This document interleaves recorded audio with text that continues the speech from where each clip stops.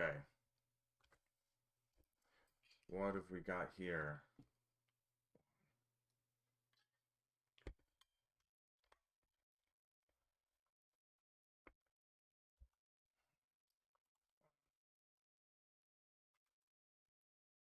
Okay. We got seated at a heads up table, so now it's three-handed. That's not really generally what I'm focusing on now, but we're going to do it because what are we going to do? We're going to play. We're going to play the hands of poker. So I'll give a proper intro once we get dealt in. I have did I updated? Yes, I did, right? Day 37. That sounds about right. I got my smoothie today.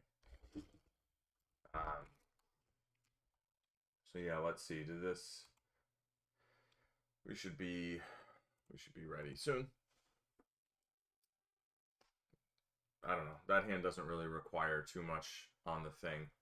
Um, Hello and welcome to ZenMadman's day number 37, or volume 37 of ZenMadman's nutty Pot Limit Omaha journey. ZenMadman is me, and this journey I'm on is what you are watching, which is basically just trying to learn Pot Limit Omaha, one day at a time, one hand at a time, reviewing hands every day.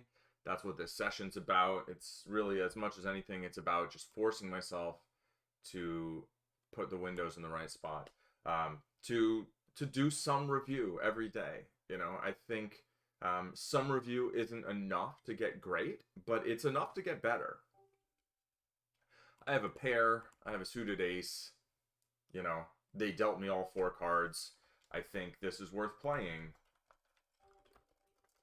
And my opponents do not feel the same about their hands, and that's fine. We'll take folds.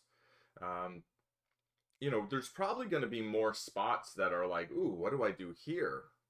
When I'm only three-handed, right? I'm going to play more blind versus button, button versus blind, blind versus blind. That's basically it. I will fold. Usually these tables fill in pretty fast. I had queen high, 7-4, not very good side cards, 3 of the suit. This is a nice 3-betting hand. It's also the sort of hand we can 4-bet with as a bluff. What do I know about this player yet? Not that much, so I might not be just like launching 4-bet bluffs straight away. I flop top 2 pair and a medium flush draw and a backdoor nut flush draw. I'm going to half pot. Maybe this is a board that I should be doing a lot of checking on. That's probably true. That's a card that I think I should be doing a lot of checking on, right? My hand all of a sudden got a lot worse.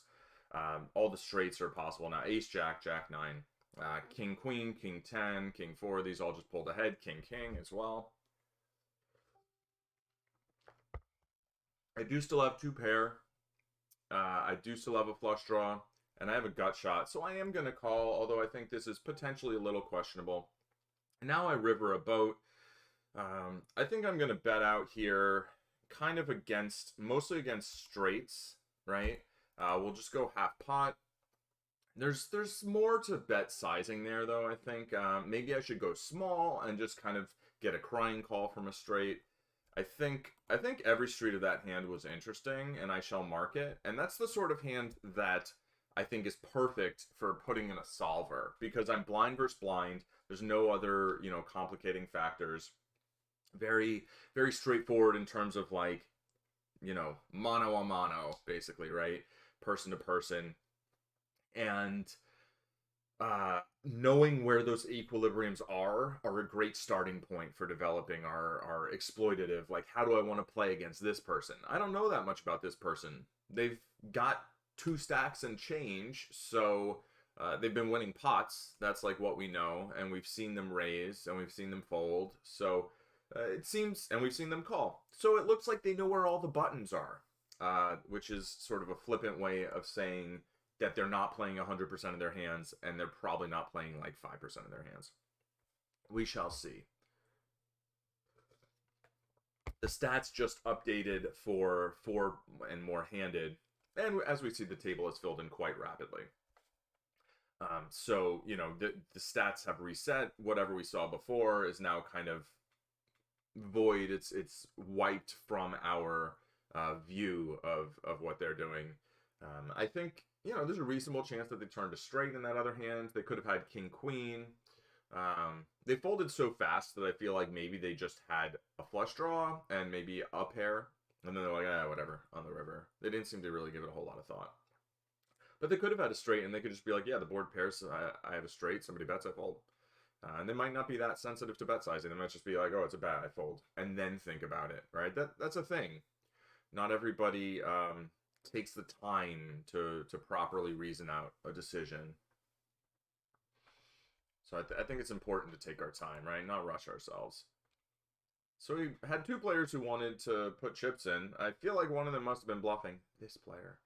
Because I had one of the queens, and the only things that would really make sense is if somebody had 5-5 and somebody had a queen. But you probably wouldn't bet fold a queen or raise fold a queen.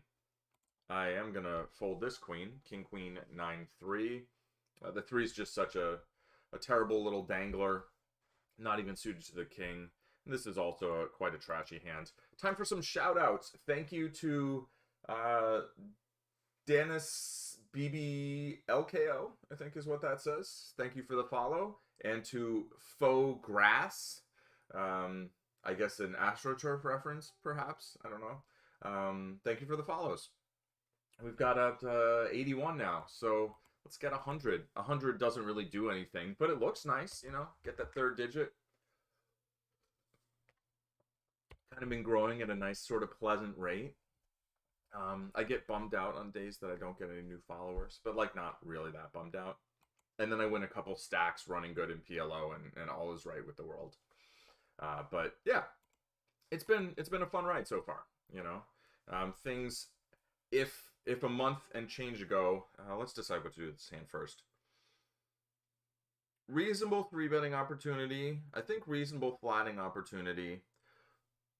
I have the nut clubs. I am going to call, and I'm going to look this up after. It feels like a hand that's going to play pretty well in position. I think a lot of my 3 bets are going to be double suited, or the 3 is going to be like a 9 or an 8 or something. I think the 3 might make it a little just too weak to be a 3-bet. But then sometimes some of our 3-bets, like a 3-bet bluff, is going to be the thing that's just a little too weak to cold call, but then we can put a 3-bet in. I think that might be less true in Pot Limit Omaha because of the way equity is running. Yeah, so they each have a king, and they're both trying to hit their kicker. As we see the 6s, it's very bad to have the 6s here, right? Because, it's not so much that they're lower than some of the other kickers. I mean, yeah, you would want the ace so that you would chop if you're unimproved. But that's 3-4 fewer outs, right? Yeah, because to spike a side card, you would usually have 9. You'd have 3 of each. But here you have 3 of one, only 2 of the pair, and then you don't even have a third side card because you have 2 of the same pair. So you want to avoid that. I think I can raise the... Having a blind on the button is so weird. What does this do? What does this do? Suited to the 7. Is this too bad? This might be a little loose. Being suited to the 7. I mean, suited to the jack, not suited to the queen. Make the 7 an 8. And I'm not belly aching about whether or not to raise this. So, yeah. All right. King 10-4 deuce is garbage, and we put it where it belongs.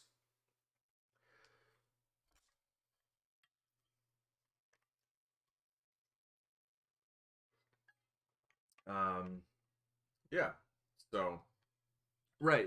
But before I got out that other hand, if you told me 37 days ago, I guess, that I would have 81 followers and have actually run good in PLO and have gained this much confidence, I would have been quite happy, It doesn't have to be fast, right? Just steady, consistent growth, both as a player and, I guess, literal shrinking as a human. I'll get to that more tomorrow.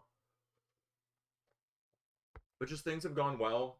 And it's nice when things go well when, for me, if I'm putting in a consistent effort that I feel should get long-term results, it's nice when there's short-term results, right?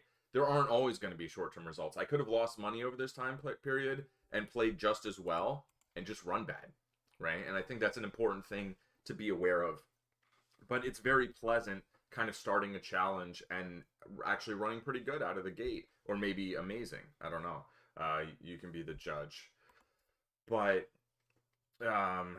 yeah, it's not necessary, but it's helpful, right? It just makes it feel better. It's like, oh, okay, I do good things and good things happen. Like, it's not always that direct, but in the long run, overall, I think there's a misguided notion that like we control our own destinies, and like where we end up in life is entirely based on the effort we put into different things. And I don't think that's true. I think that's a fantasy. I think what's true is that where we end up, this 4 is just a little too bad. Where we end up is a function of where we start, all the external factors we're facing, and the effort we put in, right? And the actions we take. And the actions we take are the only part that we can control. So we should do our best to control that and try and do the best we can with whatever we're trying to do. But at the same time, always have the understanding that there are forces beyond our control, that we can't dictate, our destiny, basically. We can just control our actions, and things will play out as they do. And like, there's no more obvious metaphor for that than poker, right? In poker, you put the effort in, you try to make good decisions, and in the long run, you have the best chance of doing well. Uh, Now, there's still long run variance. That's a thing, right? People can run way above EV, way below EV, have bad game situations, have good game situations, have, just happen to be at the casino the day that somebody decides to, blow off 10 stacks in Pot Limit Omaha. And that's right after you started playing the game. Or maybe it's right before you started playing the game, so you missed it. Queen, queen, jack, 9 with the suit to the queen. I am going to raise this hand first in from the hijack. And this feels like a hand that I would defend against a 3-bet. So this table, people have been folding. Everybody knows where the fold button is. They need to camouflage it a little bit more, I think. Not that this game is bad by any stretch. It's just less amazing than perhaps we have become accustomed to. All right. If anybody's wondering what's in my smoothie, it is flax milk, 2 bananas, and some Vega protein powder of the chocolate variety, which is pretty tasty. Often, for a while, I was putting peanut butter in it, but I'm not doing that right now. And, if I don't have the chocolate, then I put like some blueberries in it.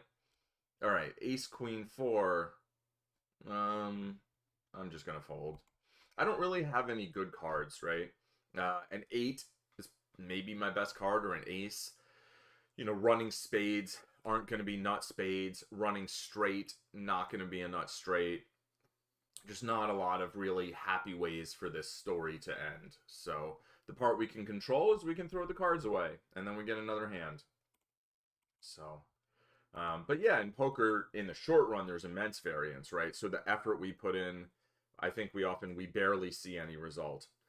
But in the long run, we usually see results. Now, this hand, I would guess, is usually a fold against a hijack raise. But with this player in the big blind, I'm going to call it kind of an exploitative call where, all right, well, that didn't really help. Where that is a player that I want to play a 3-way pot with. I have kings and 8s now, and a backdoor flush draw, and I'm blocking the diamonds. If the 6 were a little better card, like a 7 or a 9 or a queen, I think this is something I could continue. If I was double suited, I think I could continue. If it was a half pot bet, I was actually going to call it 3/4 pot. I'm just going to fold. And yeah, I'm kind of playing a hand for a reason that wasn't to catch that flop and face a 3/4 pot bet against that player. And there were a lot of other scenarios that could have come out. So I'm not going to tell myself like, oh, well, because I went out on a limb and played this pre-flop, now I have to justify it post-flop by like, getting the most value out of it. Like, yeah, I want to play every hand the best I can in this situation that I find myself. And folding kings is maybe giving up too much equity. It's definitely giving up significant equity. There just weren't a lot of runouts that I was going to be really pleased to play. And if they're already betting 3/4 pot, unless that's kind of like 3/4 pot doesn't feel a lot like a one and done kind of thing. It could be, It could be, and I guess that's an interesting thing to do sometimes. I don't know. I'll look into it with them solvers. All right, and we fold this hand. Now, I'd really rather have this seat over here, right? So I could see what this looser player is doing ahead of me, but it's fine. I've got an open seat on my right. Pretty reasonable chance that someone will sit in there, and that'll be a good situation.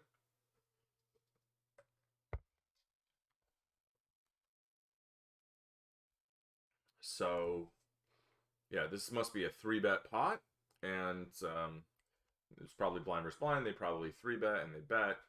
That's going to strike a lot of their rundowns. They're going to have some like Jack, Jack, 10, 10. Although I don't think those are generally the best 3-betting hands, unless it's like Ace, Jack, Jack, Ace, 10, 10. Ace, King with 8s is it's pretty good.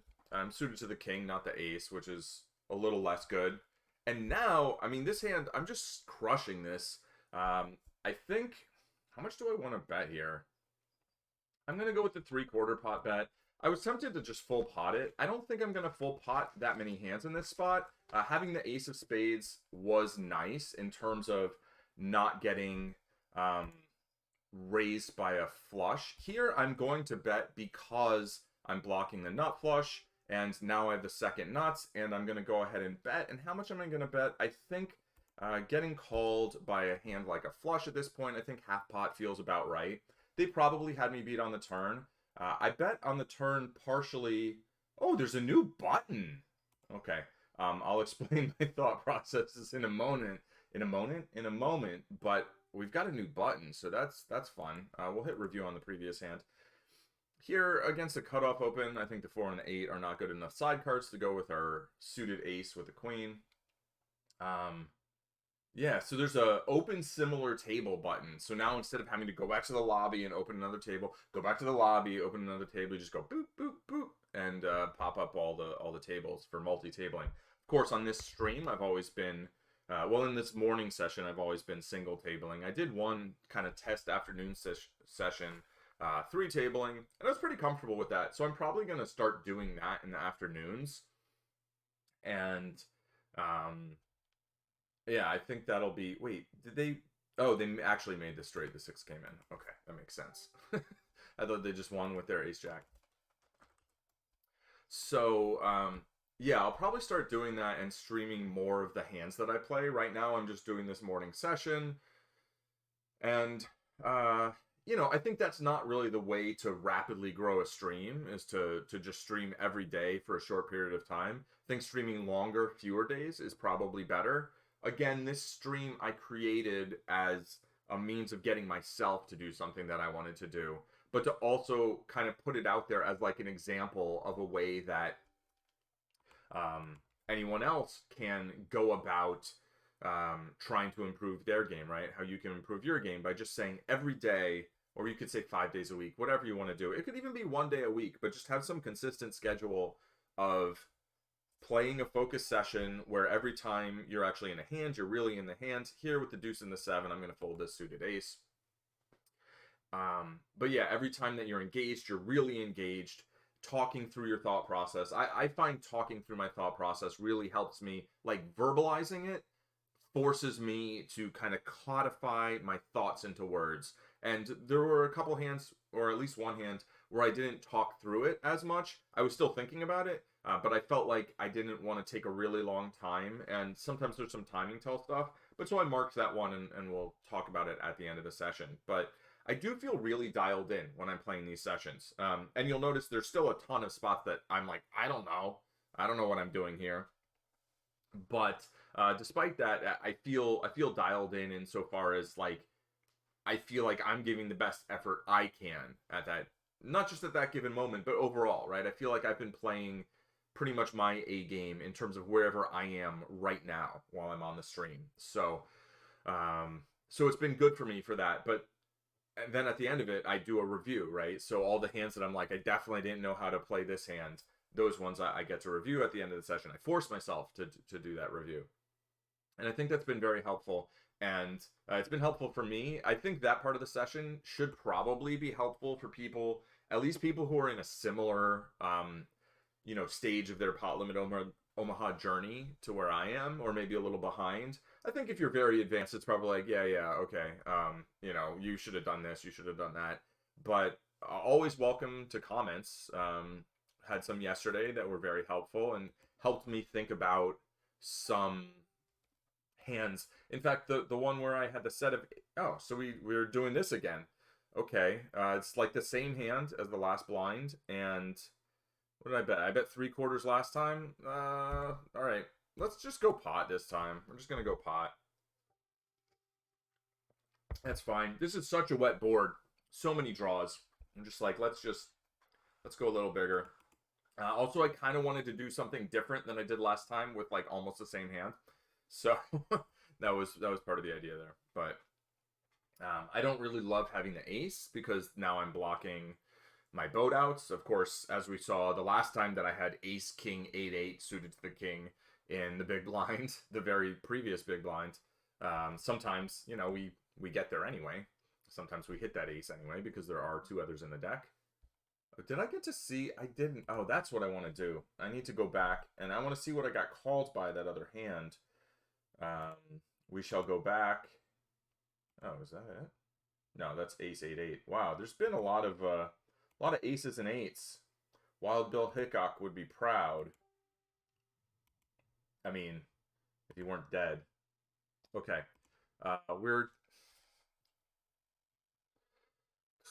we'll fold this. This could be close. Do we open this in the? I think we might open this in the cutoff. Having the queen of the suit, I don't like. I'll mark this one for pre-flop. I would open this on the button, whether or not that's correct. Let's see. I got called down that other hand by a queen high flush, right, when I rivered the boat. So that's about what I kind of thought was going on. I had the ace of spades, so I was blocking the nut flush. So I knew I shouldn't get raised on the turn, which is kind of why I bet half pot. Half pot. I kind of set the price, which is not what I'm usually going to do with a set there. I had a whole conversation with the Ethical Panda yesterday about flopping a set on a flush board. But this was a little different scenario, and we'll get into why. And I'll give a plug for the Ethical Panda at the end, who is streaming right after I am. We'll do a raid. Yeah, streaming PLO10. So if you're more in that area of the PLO journey, or if you just want to hear them chat about, I don't know, maybe Loki, who knows what it'll be this week. They do like a poker so talking about poker, but also talking about other stuff in the world, which generally media, you know. I would say genre media, but you can call it what you want. Well, a lot of money went in pre-flop here. Uh, SPR was quite low. Right, so if somebody was betting the nut flush draw, then they just made the nut flush. This player on our left, I think, might pay off a fair frequency, but that bet size, I don't know if they're going to pay off like a straight, right? Basically, if they get flush over flushed. And the 5 is just a bad card, and so I don't think I get to play these jacks. We'll tag it. Bag it and tag it, as they so callously say on cop shows. I think. Maybe on other shows. I don't know. I don't watch a lot of cop shows anymore. I used to watch a lot of like murder mystery shows. I like murder mysteries. And most of the murder mysteries that I like are generally not cops. They're usually, sometimes it's like a pair. But usually it's like somebody who is not in the profession, solving murders. Which I wonder if that's the sort of thing that like drives like actual like homicide detectives to frustration. I don't know. Sort of like if I don't know, if you have like a poker player series where somebody's playing poker but they're like not really a poker player. I guess that doesn't make any sense. That's not a thing. That doesn't make any sense. And I mean, a lot of the detectives are actually detectives, but they're not police detectives. Which is fine. So apparently I'm talking about media as well. All right. Aces with 10-9 and a suit to the ace. Delightful. We're going to 3-bet when this person raises. Yeah. And then they're going to flat, and we're going to make it 15. Cool. We're going to get called, and our SPR is going to be like 3-1-ish, less than 3-1. If this person just jams, that would be fantastic. Oh, our SPR is going to be way less than 3-1. Okay. Time to sit up straight and figure out how to play this hand. Oh, well, our SPR is, yeah. We just put it in. I mean, I have a half pot size bet. If they... Okay. So they had 4 overcards. 12% equity on the flop. Like, never forget that if you have an overpair and your opponent has 4 just basically totally random cards... this is kind of double-suited trash, I think, a little too weak here. They can still have 12% equity, right? Which doesn't mean they should call a half pot size bet, but it's like they're not that far off from being correct. This one looks a little better than the last one, but is it? It's queen high. Is it just more festive? The 4-5 is often good. As far as if you have 2 low cards, 4-5 is, I think, the best 2 low cards to have. Like, yeah, they're the 2 highest wheel cards, but I think 4-5 is better than 6-3. I'm actually just I'm gonna check out both of those hands, actually, because I kind of want to use them to calibrate my double-suited trash opening offerings. As always, if there are any questions about any hands, whether you have any questions about any hands that I have, then go ahead, put it in the chat, put it in the comments. I did get some comments on the YouTube videos recently asking about some hands, and that was fun. I always look for, I'm always welcome, right, to opportunities to clarify spots that maybe I didn't explain as well as I could, right? So there's no question, you know, the only stupid question is a question I've answered 30 seconds ago. No, I mean, any questions are always welcome, for real.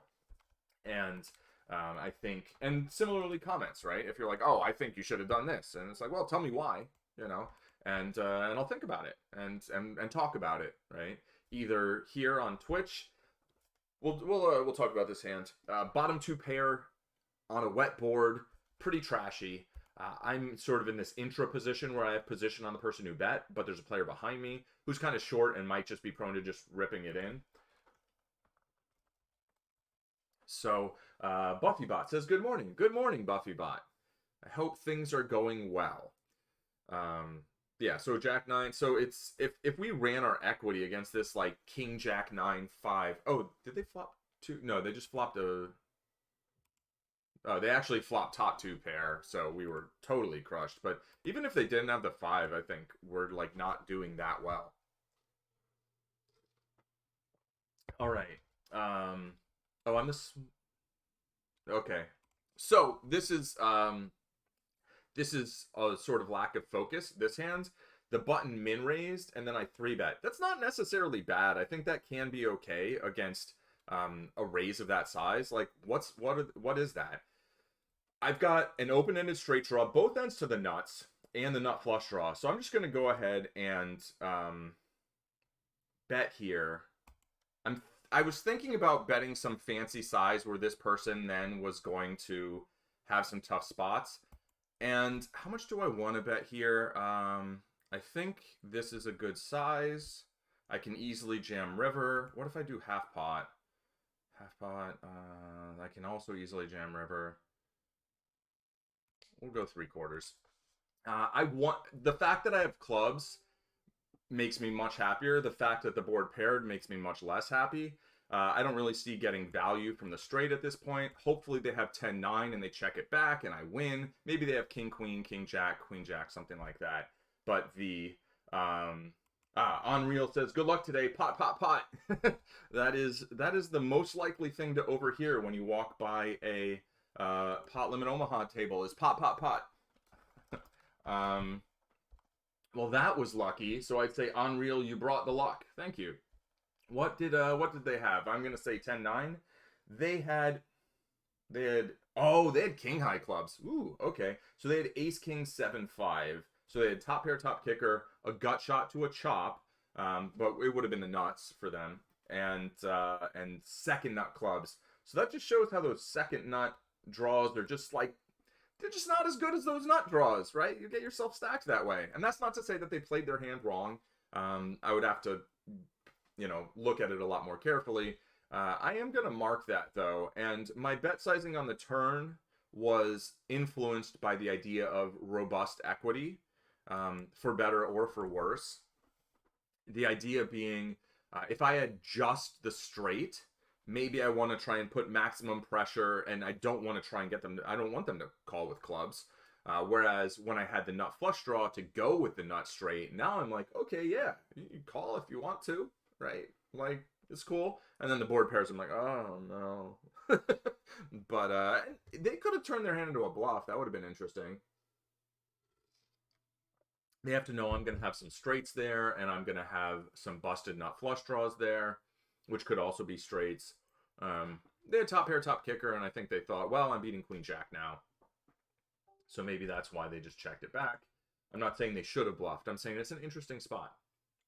So we'll take a look at that hand at the end of the session.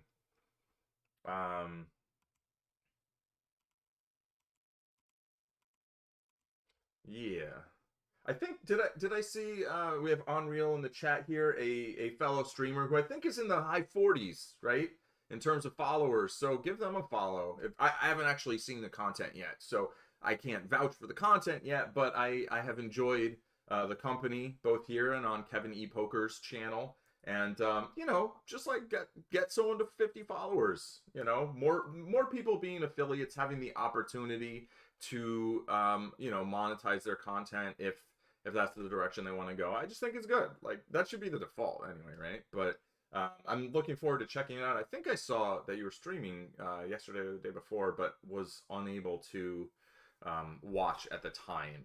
It like popped up while I was doing something else. I was like, oh, but I might have been doing like a coaching session or something. Okay, let's pay attention to this hand. King 10, 9, 8. So I like these cards in terms of their connectivity. Having a king high suit and a 10 high suit it's a lot less value than it would be if I was heads up. I think because of the connectivity, I can call this, but I might be going a little too far here. But yeah, I'm definitely going to check that stream out after this session. All right, so I flop like nothing. I do have the gut shot to the nuts. I have a backdoor second nut flush draw. I have a very easy fold. If a jack came, I'd have a wrap, right? A really big wrap too, actually. A 6, an 8, a 9, a 10, or a king, or an ace. If a jack came, all those would make me a straight, so I'd have like half the deck. So, we're rooting for a bet and a fold here. Oh, no, okay, they're putting all the chips in. All the chips are in, and it looks like... What happened? Straight. They made a straight. I would have made a bigger straight, but like, whatever. We clearly were not going to get there in that context. So aces with a jack 6 suited. I imagine this is, bet, 4-bet. I'm blocking nothing here. Backdoor diamonds. No, I take it back. I'm not blocking nothing. That was wrong. I was blocking middle pair, which also blocks middle set and top and bottom and all these things. Having the ace of spades is nice because, all right, now I'm double blocking the straight, but like, do I want to turn this into a bluff? I don't think so. I don't really want to fold it either, though. This is, I don't like how I played this. I can bluff the river if a spade comes. This player is not the player I want to do that against. I'm going to call. I kind of don't like that I took so long to think about it. Now, the 5 is a good card, right? The 5 is good because now I have aces and 5s. I'm beating king, queen jack, queen jack. So they did have Broadway, and I was drawing very thin. I was double blocking Broadway, but they had it anyway. That happens. We have to understand that, right? Just because you make it harder for someone to have a thing doesn't mean they don't have the thing.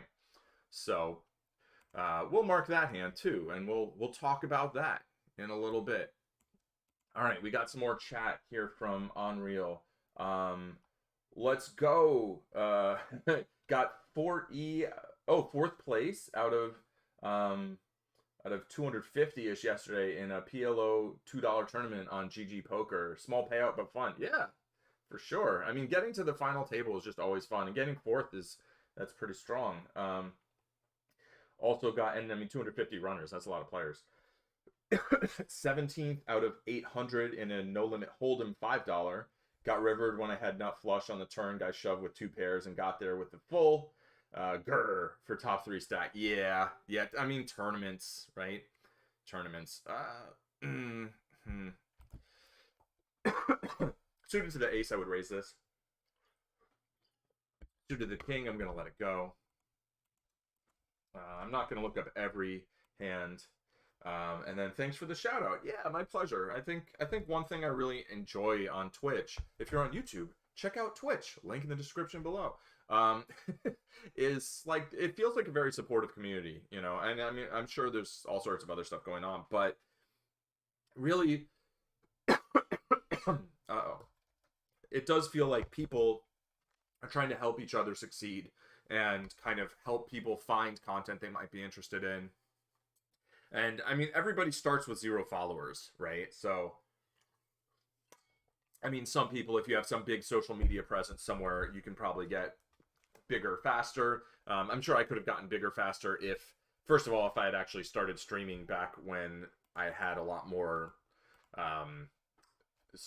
was more known in the poker community, and maybe had started streaming Limit Hold'em or whatever, but or like reached out to friends more. I finally did, and then like I got a whole bunch of friends who were following. So I was like, oh, that's cool. I should have done that before. But at the same time, this I think, suited king. I think I can raise it. I think I can play this. The extra spade is unfortunate, but it doesn't feel quite like a deal breaker to me. All right, so I have top pair. We'll get back to the friends. Yeah, I like that. I feel like I built a little bit of a community of people who are enjoying kind of what I'm doing, right? I have no flush draw, so I'm going to check this. If I had a single heart, I check this flop because I have no heart. But, and they're going to bet 3/4. I feel like that's this person's thing. Yeah, there it is. They bet 3/4, which is frustrating because how many outs to the nuts do I have? I have 6 outs to the nuts. 9.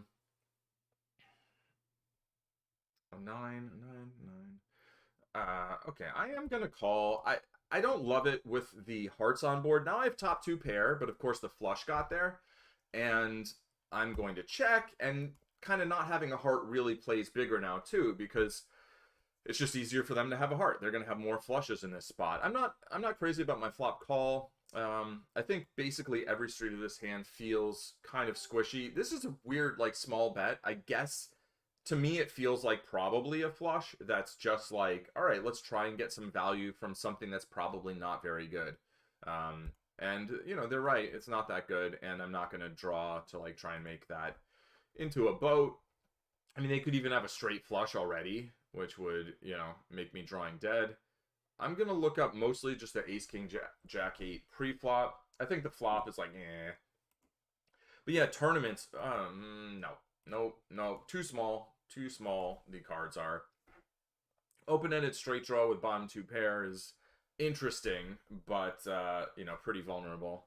But yeah, tournaments, I don't know. I have a hard time with tournaments just because, I just hate the feeling of, like, doing so well. Like, you get 3rd or 4th out of 250 players, and, like, I feel like I lost, even though I won money, you know? It's just like, but I'm trying to remember the last tournament I played. I think I played a few on stream over the last year, but that might have been a while ago. That might have been like before I was, I mean, it was definitely before I was like really streaming like seriously on the regular. But yeah, I mean, tournaments are cool. Like, there's, when you get to the end, there is a level of excitement and engagement that I think is kind of unmatched in cash games, right? But busting just isn't fun. So I guess the answer is just win more tournaments, right? That seems logical. Okay. Shall we, how many hands have I marked? How many? 11 hands I've marked. Oh dear. Oh dear, oh dear, oh dear. I'm actually going to sit out next blind, and then we'll get right on with the session review.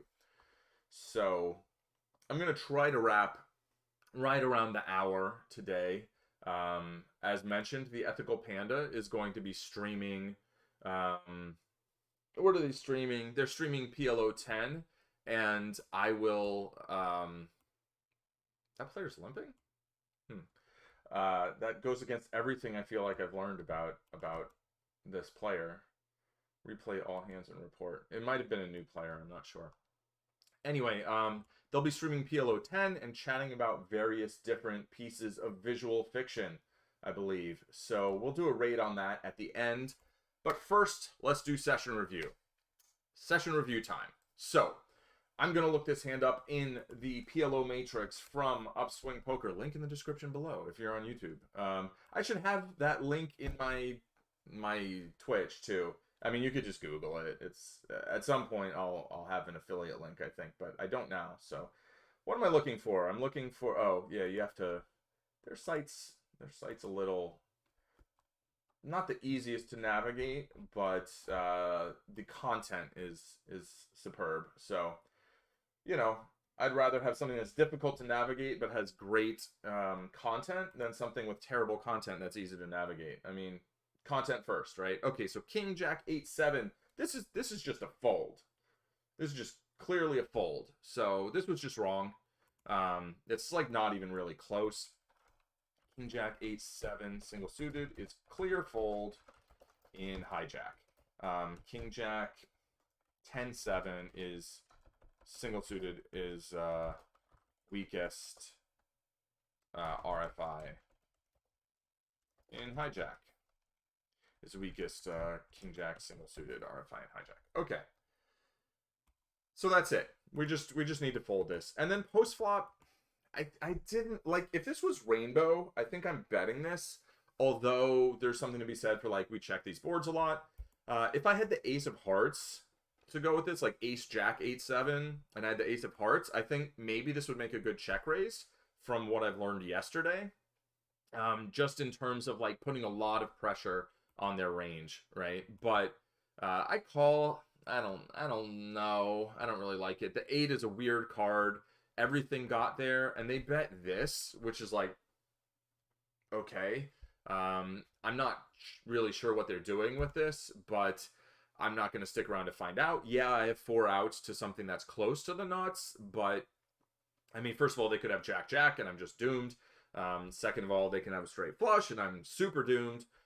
Or it's just 4 outs isn't a lot, and even though I'm getting like 4-1, it's just not it's not a good scene. Okay, so this one, raise and get a call, and we're kind of deep. Oh, yeah. Okay, so here I check and they check, and I was thinking like maybe I think this is okay.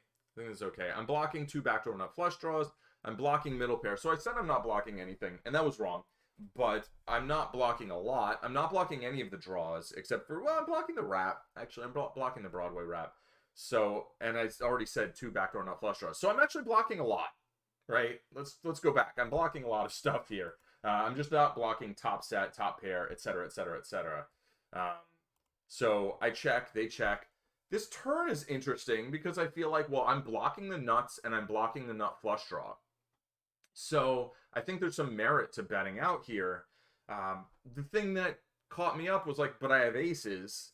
I mean, what do I get to fold? Like queen jack, queen 5, maybe, that are better than me. Maybe I get them to fold out some equity. I don't know. There's still a lot of combos of 10-9 out there. And I check, and they bet their combo of 10-9, which also has an ace, it turns out. And I decided to call half pot because I think my hand's good some of the time. A 10 will give me not necessarily the nuts, but I mean, a 10 that's not a spade will give me the nuts. It will. A spade will give me an opportunity to rep the nuts, but I think against this player, that doesn't have a lot of value. So I think my turn call is kind of whatever. And then the river 5 seems like a good card. And against some people, you could turn this into a bluff and like, you know, basically be like, oh, you have a straight, I have a boat. But I check, which I think is the play against this player. They check back their straight, and they had ace 10-9. So you know, that was an interesting turn card. And if I bet the flop, do they fold? I don't know, maybe. So again, going back to the flop, like maybe because I do have so much blocked actually. Maybe I bet and just get them to fold all their equity. But I'm not convinced this player would do that. All right, we got a little bit more. Um, Unreal says, you definitely don't get that feel in cash games, but then having that huge run and get very deep, like 100 starting stacks, the hype gets real. Yeah, for sure, for sure. It's a feeling. And if you play like a big, large, like live tournament, also it's electric. Faux Grass says, I like fold pre-flop for sure. I assume that is referring to the King Jack 8-7, not the Ace Ace Jack 6. So we'll just assume that. And yeah, that it's just a fold, right? It's just that was just too loose. I don't usually open those hands too loose. Sometimes sometimes I just get something in my head where it's probably like, yeah, that's like a cutoff. Is that a cutoff open? I think maybe that's a cutoff open. It's definitely a button open. What did I have? I had King Jack 8-7. Even there, yeah, that's still a fold in the cutoff. On the button, I guess. King Jack 8-7. We're going to raise that on the button. So, like, I was 2 positions off. It's pretty bad. Here, I just clicked raise, and then I was like, oh, I'm not playing 1-2, and I don't have the button. I'm the small blind, and this player raised the button. So, even though I was attempting to have a very high level of focus, I sort of just mind blipped for a moment, right? And forgot where I was, and was like, this isn't Kansas. So I'm 3-betting ace jack 10-9 with a suited ace against a button. You know, my guess is that's just like too loose. I'll look it up, but there is another factor here. It's actually not. This is just straight up a 3-bet / fold. So meaning, so that's interesting. I did think like this isn't terrible, right? Good suit is 3-bet fold small blind versus button RFI. So the button raised first in, I 3-bet, and if I get 4-bet, I can just fold this combo. So it's sort of like a 3-bet semi bluff, right? Because I'm doing pretty well against the button range. I've got connectivity. I've got, you know, ace high clubs and some, you know, fairly big cards, so I can flop top 2 and stuff like that. The thing that I'd say that I sort of underestimated here, that I didn't underestimate, that's not true. I just didn't even know what was going on. But even if this was close but should be folded, the fact that they made it 2 as opposed to like 350, I think I can 3-bet more hands, right? So that makes this even more clear. This is actually just the correct play, and it's like clearly the correct play because this player min raised too. But it would have been good anyway. All right, so everybody calls, so we get a flop, and I flop like a lot here, right? I mean, I flop the not flush draw. A king gives me an ace high straight. An 8 gives me a queen high straight. All that's the nuts. Only the queen of clubs is not the nuts in terms of clubs. So we've got 8 clubs, right? Yeah, 8 clubs plus 6 pair cards. That's 14 outs. Like, let's just get some money in the pot. And what sizings should I use? And, you know, as a 3-better, what should I do with my range? I'm not sure. One thing I was thinking was if I bet like 750 and this player jams, then I can come over the top, force the third player out if they're in, and then just, you know, basically just run it out against this one player, possibly with some dead money. Having said that, I ended up just going for the half pot bet, which I think is fine-ish, right? I don't see anything wrong with it. I think any of the bet sizes can be fine here. Let me try and think, why would I want bigger bet sizes? Why would I want smaller bet sizes? I mean, this is more a deeper mental exercise for the long term, but I think when I have tons of turn cards that I can play with confidence, I think having keeping the SPR bigger means I'm going to be able to kind of like get value on future streets, and there's going to be just a lot of cards where I can keep betting, where I can bet with the nuts, and I could even keep betting if I just get called here. I could go bet, and maybe get them to fold some made hands. I don't know. So I think playing this hand as a 3-street hand, because it's got just like so many good cards, I think makes sense to me. But that is an opinion loosely held. All right. They call. So what do they have here? Probably not a lot of top set, middle set, maybe some middle set, maybe a little bit of bottom set, probably a lot of draws, and maybe some like one pair and combo stuff. So the turn is that the best card? I think a club might have been the best card. This is a card though that I think when I bet, they're not going to immediately think I got there, right? Because they're going to think that I probably had a lot of club draws, and like the club draw didn't get there. Of course, the nut club draw is going to have the ace, and all I need is one of my other 3 cards to be a 10. So they should be fairly concerned, I think. And I decided to go for a 3/4 pot bet. Again, here, my thinking was, you know, if my hand was a little more vulnerable, I might just smash the pot bet. Where I'm just trying to not give them good odds. Here it's hard for them to have good odds because they can't have live clubs, right? If they have king high clubs, I want them to call with those. If they have 10-9, I want them to call with that or jam and just be hosed, right? So I go with the 3/4, which is kind of like the wishy-washy middle between half pot and full pot. I think on the turn it's probably fine though to go with that sizing. They agree that that is a fine sizing for how many chips to put in the pot on this street.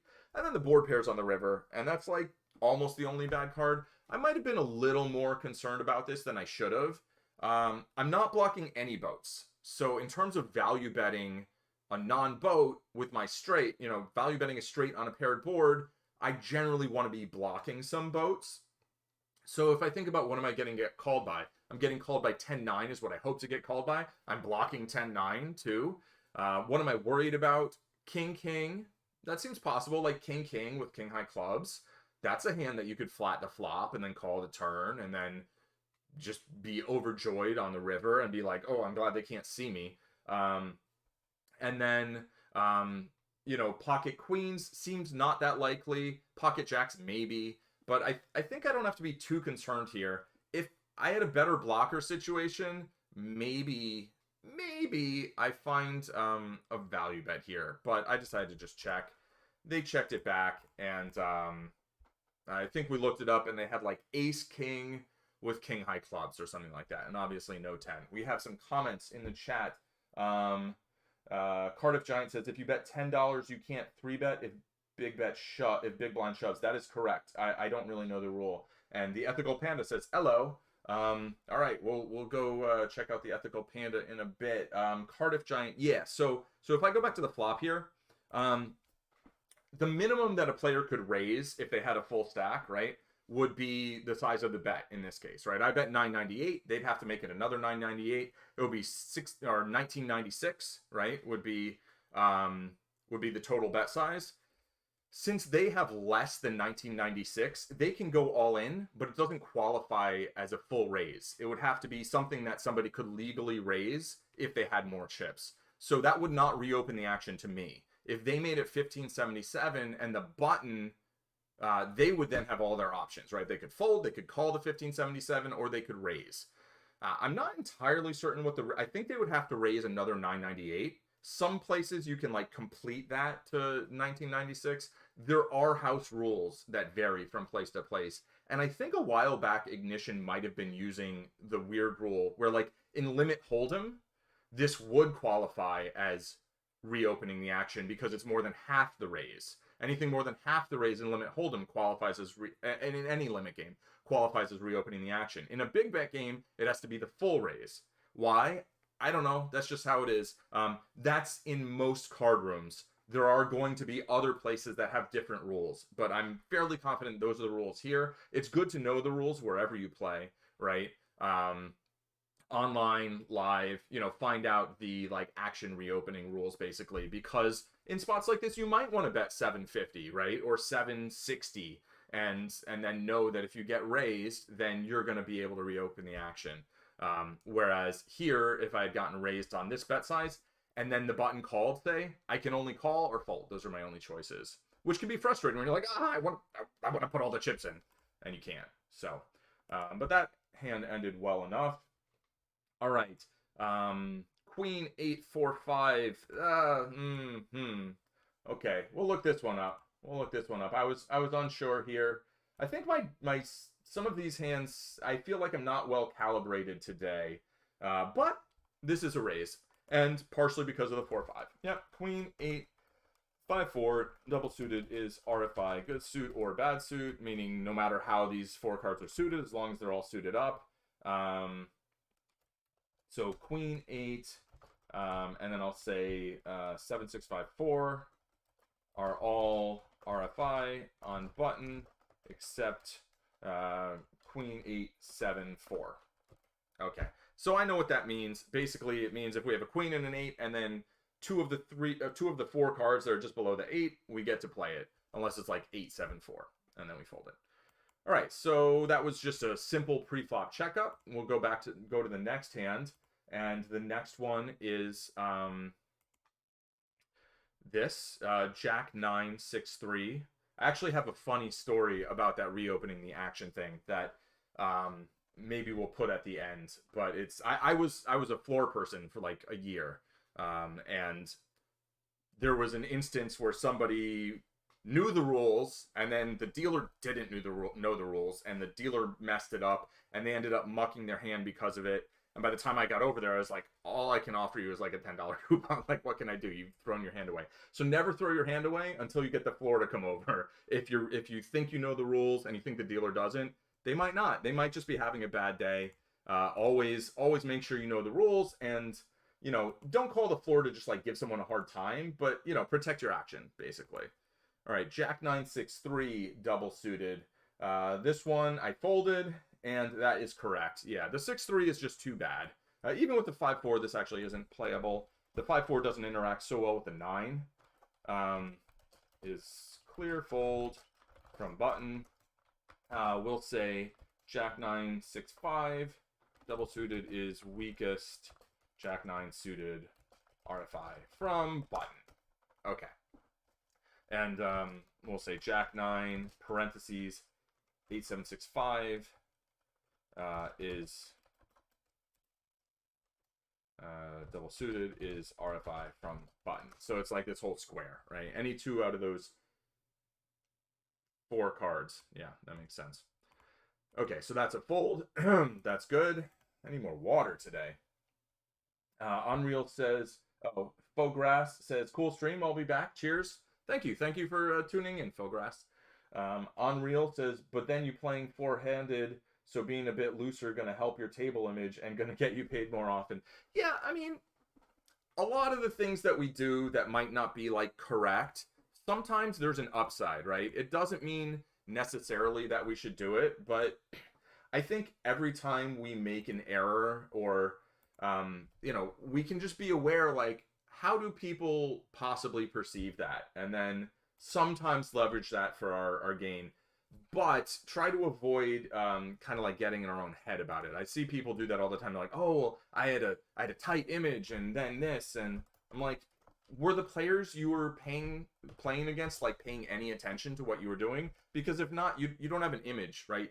There are perceptions. People have perceptions of you. So if you just think, oh, my image is 15-8 because over 26 hands I played 15-8.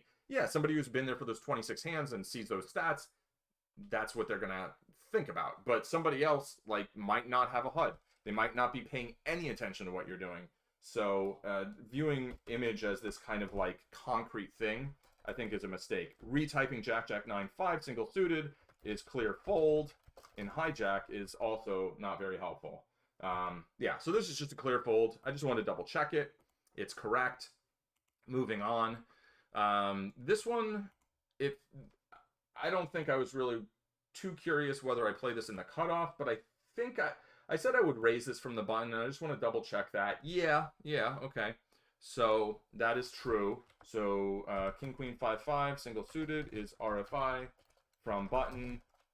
Call 3 good suit, fold 2-3 bad suit. So if I'm suited to the queen, I fold to a 3-bet. If I'm suited to the king, I call a 3-bet. We'll briefly look at cutoff. I do think having gotten better at using the pre-flop matrix has helped, hopefully has helped this part go a lot faster and smoother. King Queen 5-5 bad suit. Single suited is fold from cutoff. So that's what happened here, right? I'm on the button, but somebody limped from the cutoff, so I'm playing a cutoff range because there's one limper. not because they limped from the cutoff. I don't think players who are calling in that spot are super positionally aware most of the time. They can be, so we want to have an idea of what their limping range is, and there can be some value in that. All right, so this hand I think is interesting, and I Cardiff Giant says, God bless you, floor person for 4 years. Yeah, I mean, I'm sure you've got some stories. I've got some stories of like basically having to distract a player while the dealer, I don't know, it like to get their cards when, oh, it's a long story. I'll tell it some other time. But basically, they did not have the winning hand, and they refused to relinquish it for like a while, and it was very frustrating. But it was hilarious at the same time. Cardiff Giant says, should loosen up shorthanded because when under the gun and under the gun +1 folds, that means small blind and big blind has more strong hands six-handed. So card removal. Yeah, I'm curious about that. Have you like looked into sims in that and seen kind of how much difference? I'm sure some people have. In Hold'em, I think card removal is fairly small and often overstated. I could certainly see how in PLO it would be a significantly bigger effect. So I guess like in a 9-handed game, then you should play tighter around back, right? In the button and cutoff when it folds to you, because that means there's going to be a lot of big cards left. It's going to be the count, right? It's going to be a rich deck, rich in aces and paint. The Ethical Panda says, the real heroes. I once played at a casino that was all e-poker, people sitting around a table with screens. No dealer meant no floor control, and it was awful. Yeah, that doesn't sound super fun. The whole I mean, I love playing online poker at home, but the thing is that it never malfunctions, and you're not face-to-face with your opponents, so a lot of the things that can go wrong in live poker don't go wrong. Whereas at an e-table, I could see how that would maybe not be the case. Ace, 8, deuce. I flop middle set, blocker to top set, so blocker to a lot of value hands I could get too, like aces up, but also blocker to the nut flush. So I decided to bet out here. My bet sizing was 3/4. I felt like maybe you know what? I don't have a really strong reason for why I bet this sizing. I don't think anybody's likely to have ace here, so anybody can have the ace of spades. Maybe I'm gonna have more like ace 8, ace deuce. I'm really not sure in terms of the range versus range sort of scenario here. This was kind of a compromise between like giving them a cheap price with a flush draw for like half pot or less, or like betting a lot and maybe having them fold anything I could get value from. So I don't have strong feelings about this bet sizing. I'm open to feedback, but I did think that having this ace of spades with the spades on board was an interesting card, because if I fill up, cool, but if I don't, if spades come in, I can rep spades, and or my opponents will probably slow down if spades come in. So I get a call, and then the spade hits. So now I'm thinking, okay, I want to see the river. I wouldn't mind if my opponent folds a flush. I don't think this person's going to fold a lot of flushes. If I check and they have like king high, queen high flush, they might put a substantial bet in. I don't think I can check raise them and get a lot of folds from those hands. Against some players, maybe, and then that might be a worthwhile play. Against this player, I decided to sort of like set the price and bet half pot, where I feel like if they do have a flush, I'm going to probably, I don't think they're going to raise almost ever, right? So if they do have a flush, they'll probably call this, and then if the board pairs on the river, I think I'll be able to get some value from this player, right? So it was a little player specific. A little just kind of, loose passive, like they're going to have a lot of flushes. They're not going to play them very aggressively. They can't play them that aggressively because I have the ace of spades. And if I do make a boat on the river, I think this is a player who will call. So getting this like basically 3-1, right? Because if I bet, they call this bet and there's 2 times this bet in the pot, that's 3-1. I think I'll get enough value on the river that'll be worthwhile. And if I checked, I thought maybe they would use a larger bet size, and that wouldn't necessarily be so great. And then if they have something like a straight draw, which like, why would they have a straight draw? But if somehow they do, maybe they just fold it like 3-4-5 or something, and getting them to fold that equity sounds like a win. So I chose this bet size, they called, and then the board paired on the river, and I have the ace, which I like, because now I'm blocking ace deuce and ace 9. Actually, ace deuce I don't want to block because I have ace 8. But as opposed to if I didn't have the ace, then I would have, a smaller boat, the second low boat.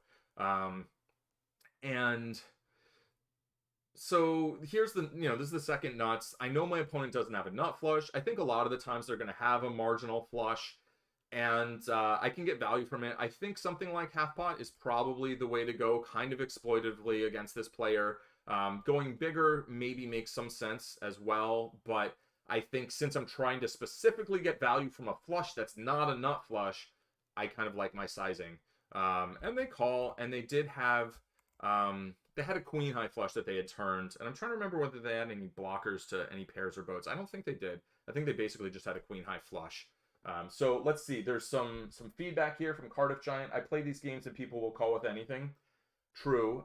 Limp pots, I usually just pot. That makes sense. Yeah, because, I mean, the pot's already so small, right? That just building it from the beginning. I know I've heard some people say, I think it was Ryan Fee on on Upswing Poker, say, like, when it's a limped pot, you kind of, like, in no limit, you can just overbet the pot a lot more often, because what's in the middle is kind of irrelevant. You're kind of just, like, playing against, stack against stack almost, because the chips in the middle are, like, whatever. And if you have a big hand, or you're gonna bluff, like, you can just, like, 2x pot, 3x pot, whatever.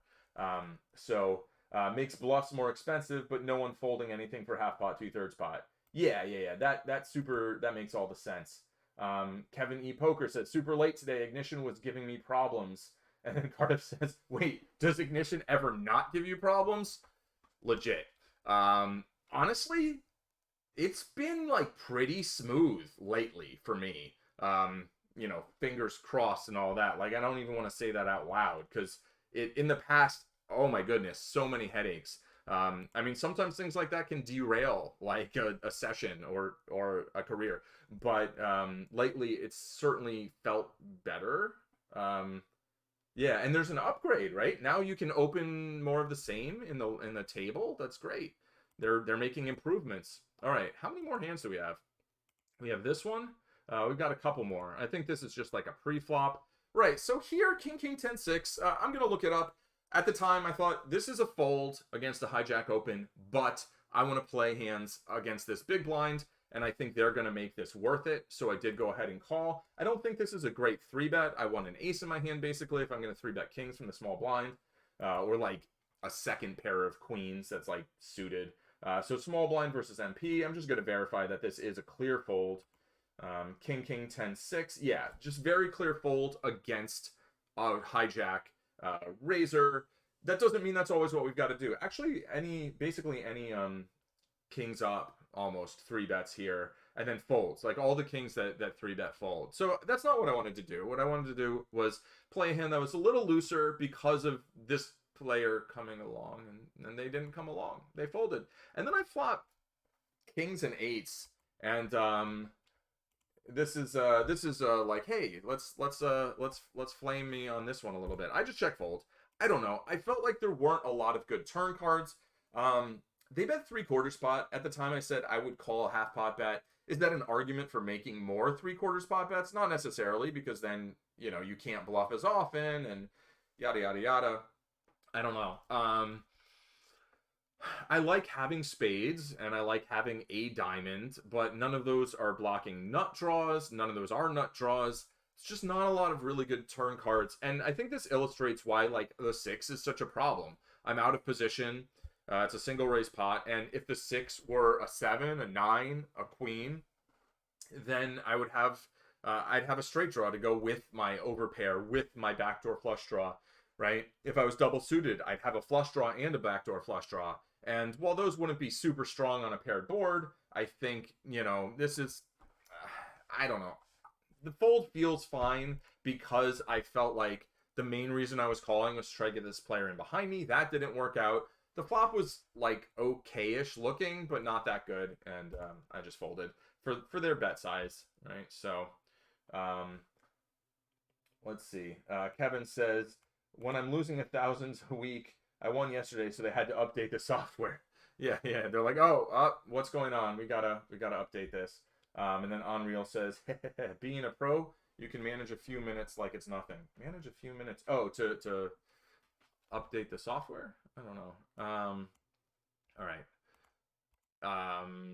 Did I 3-bet this? No, I flatted here. Right. So this I'm not sure. I'm not sure. This was I was thinking I think this is okay-ish. It's not that bad, but I think maybe this is just a fold. I felt torn between all the options. I was clearly going to raise if it folded to me. I'm gonna look at Ace Jack single suited with a 10 and a 3. Oh, this is a call. It's just a cold call. So having three Broadway cards, one of them being an ace, which is suited, is good. And basically all of the Ace 10 Jack single suited is going to be flatting here. So Ace Jack 10 3 single suited good suit is cold call, button versus cutoff RFI, which is this situation. So we 3-bet Ace Jack 10 9 8. I'm not gonna write out the whole thing. So any Ace Jack 10 good suit is cold call or 3-bet button versus cutoff RFI. Okay, so yeah, my instincts at the table were better than they are right now. So I flatted, and I flop nothing, and they bet, and I fold. I don't see really anything to talk about here. I don't have any spades. I don't have king. I don't have two. You know, two more cards, and maybe I can make something.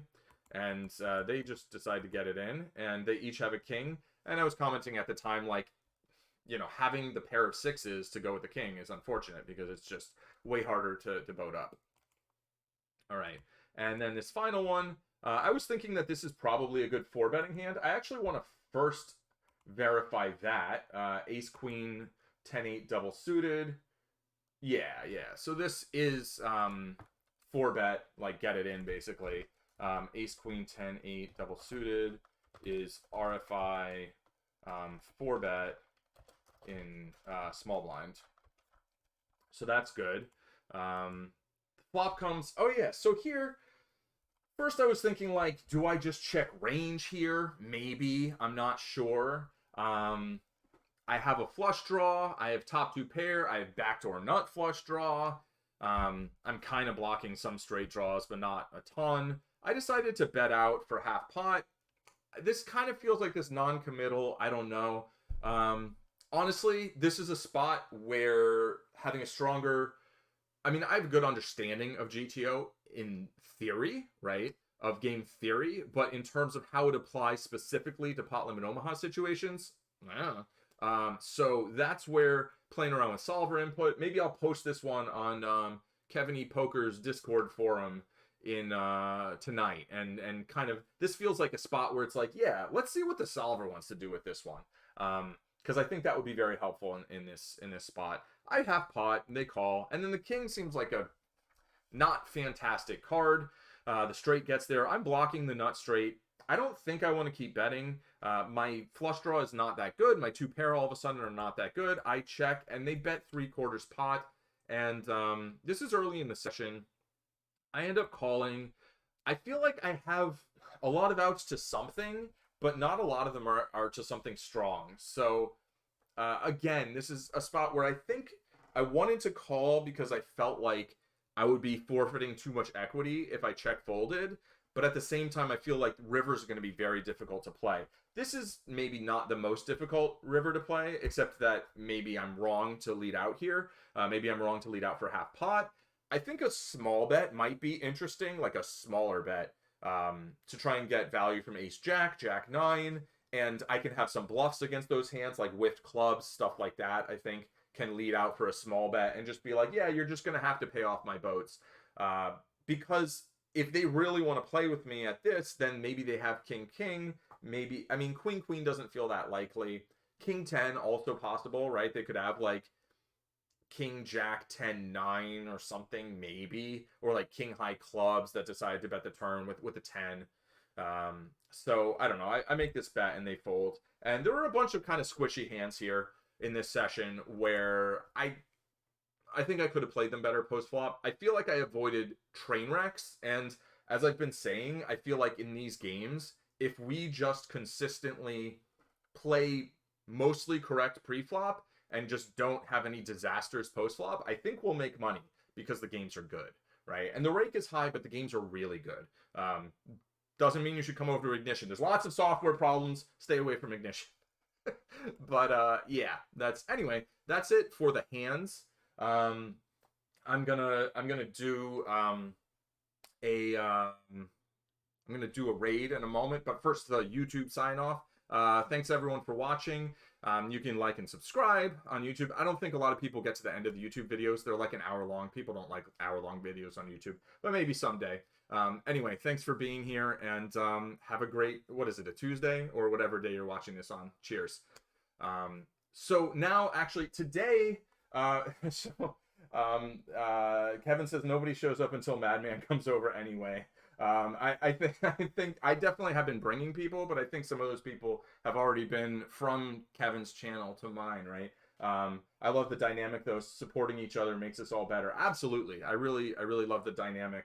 And Unreal says, "Game on, game on, game on," or "Come on, come on, come on, come on." Yeah, vamos, andiamo, las uns gehen. I was gonna learn some other languages, but today actually I'm gonna raid the Ethical Panda. Who then will raid Kevin E. Poker, I think. I'm going to give them explicit instructions to do that. Panda is playing PLO10, so we're going to do a raid of that in a moment. If you would rather watch PLO200, I think, or 100, check out Kevin E. Poker's channel. We raid that almost every day, so I don't feel too bad taking a day off, but that's my regular raid. But on Tuesdays and Thursdays, I'm going to try and help out the Ethical Panda, who is at... yeah, I gotta get a chat bot who's at like 30 something followers, so trying to help folks out. Let's see, the Ethical Panda. All right, we're gonna do that, and all right, yeah, thanks for being here, and hopefully I won't cut myself off too bad. I didn't time it, but I think this should be fine. Wait, did the raid work? What happened? Allez.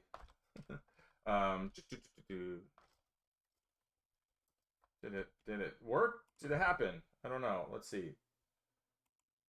Isn't there supposed something went wrong? Try that action. Huh. What's going on? Have we already done the thing? Okay. Oh, maybe they're not allowing raids. All right. Well, if they're not allowing raids, we'll get them to change that setting. But we'll raid Kevin's channel then. If this is no, okay, something's wrong with my thing. So I don't know. I don't know. Anyway, if you're still watching this and you're like, "What are you talking about?" I'm trying to do a raid here on Twitch, and I've gotten to where it had been going pretty well, but now it seems to not be doing the thing. I don't know why. Something went wrong. Try running that quick action again later. All right, maybe I've already raided. Maybe people... Well, if you're here, you can find your way over to The Ethical Panda or to Kevin E. Poker. Both are streaming Pot Limit Omaha right now. I've got to go pick my mom up from the grocery store. So anyway, it's been a blast. Thank you all. I'll catch you next time. Cheerio. And stop the stream.